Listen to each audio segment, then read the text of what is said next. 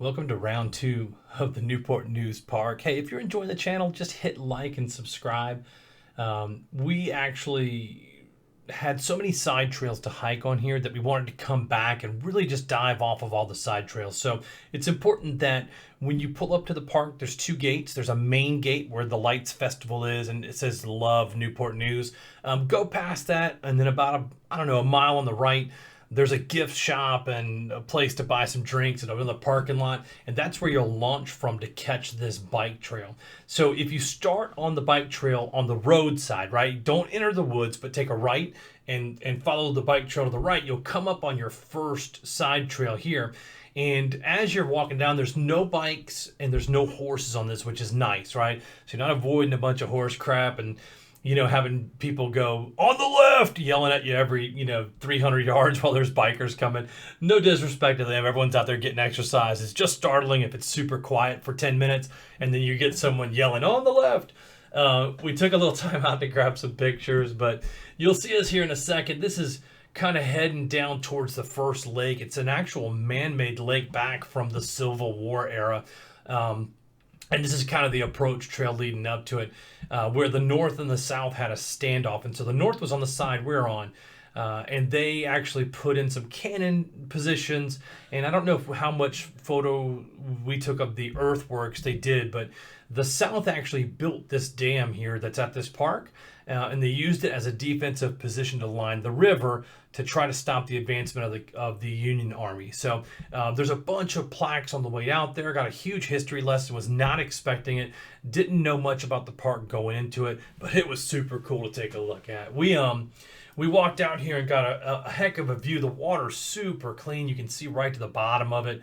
Probably 4 foot deep. You can, still see the bottom of this particular lake. And there was some folks out there fishing, a bunch of hikers today. Well, actually, it would have been yesterday, but yeah, it was very fun. The park had a bunch of side trails. I wasn't prepared for this because we've always started on the bike path side. But if you start from the main side, there's probably 5 or 6 other trails back there that kind of loop together, make smaller loops, a couple of in and outs. There was a couple of trails that actually crossed the lake, and they built like little walkways across that, which we'll show you as well. So if you're doing the bike loop, it's a 5.3 mile loop all the way around. That's me pulling back down the tree there, but the one loop around is 5.3. So in the first video we just did two laps around the bike trail. The second one we did one loop, but we took all the side trails that led us back to the main entrance. I highly recommend it. You can see here where this land is built up. That's where the rifle positions were to make sure nobody crossed from one side of the lake to the other, right? Then they built this actual man-made bridge, obviously, across, but, a ton of hikers, a ton of people were out yesterday. The weather in December, for being the 31st of December, it was like 65 degrees, just perfect hiking weather. I like it when it's overcast a little bit, only because it keeps kind of the heat down. You don't get a ton of direct sunlight on there. So we ran into this thing where they were testing for insects. They were doing some research and little QR codes, which I thought was totally cool. And then we got back to hiking. So if you look to the left and the right, you'll see these berms where they literally dug in trenches. This was beyond the Union side. And you can see right here that was a rifle position to make sure nobody was coming across. And then back to the left-hand side, you can actually see, I think this tree went all the way through. Yeah. We're actually thinking about buying little gnomes and taking them with us and backpacking. And anytime there's a tree that's dug out, put little gnomes in there as our calling card. But a ton of stuff was going on. There was a ton of wildlife out. We saw, a bajillion squirrels. No deer or anything big like that. No snakes. It's a little bit late in the year for that. But just the amount of mushrooms, because it had been damp and a little bit rainy. They take great care of the park too, so you can see here like there's some steps that go up and down as we walk through.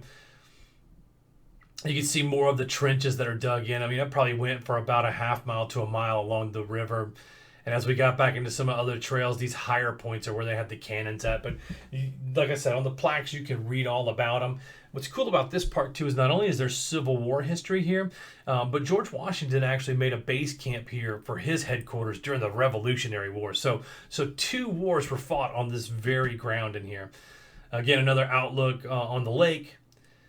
They said as they fought, there was two units of the South on the Confederate side. It was the North Carolina and Georgia contingencies, and then for the North, the main fighters there were the Vermont guys that actually swam across the river to go after the Confederate soldiers, picking off the rifle positions and driving them back.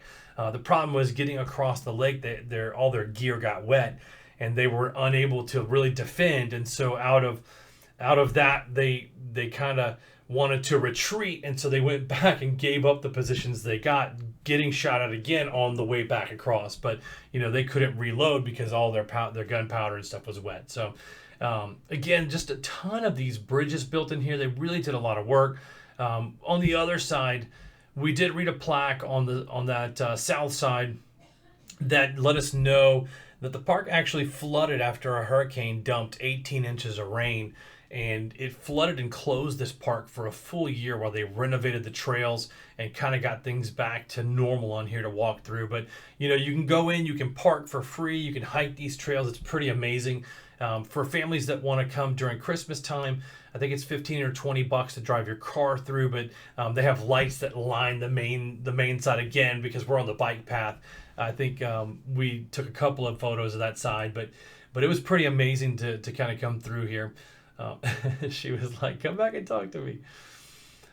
But really cool paths coming through. We actually ran across a bunch of hikers too. It wasn't just walkers and runners, although you do get a fair share of bikers and runners. It was neat to see other people. This is the side with the lights here. But it is pretty cool to see other people that are hiking, wearing packs. You kind of like, as you pass, you kind of slyly look over and check out their gear. You look at what shoes they're wearing. I think it's a hiker thing where we're always looking for new gear, looking for things to test. So I do a shoe video. I'll put the card up to it over there to link it.